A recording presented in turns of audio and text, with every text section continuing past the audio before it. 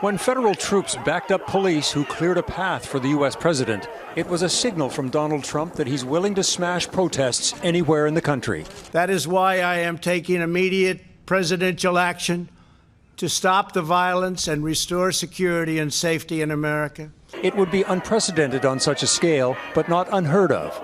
The Insurrection Act, in part, empowers the president to call armed forces and the National Guard to protect constitutionally secured rights, typically at a request from a state governor. The act was last used during the Los Angeles riots in 1992 under President George H.W. Bush, and before that during the presidency of Lyndon Johnson to quell riots, including Detroit in 1967. In both cases, the president was asked for help to initiate the movement of the troops which the governor had requested. President Dwight Eisenhower once called in federal troops without a request to ensure black children could attend a formerly white school in Little Rock, Arkansas. The cornerstone of our liberties was not observed in this instance.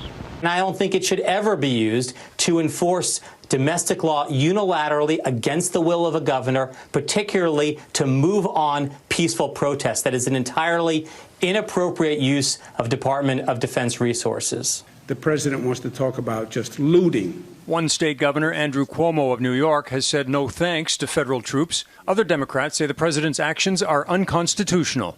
I fear for the future of our country, that in this time of immense difficulty, our president is only capable of contributing more division, more fear, more chaos.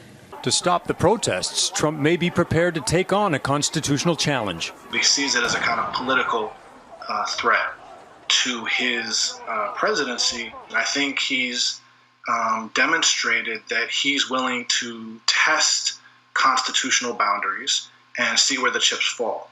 Preparing to call in the military has achieved one thing for President Trump. It has overshadowed news about the novel coronavirus on his watch. Eric Sorensen, Global News.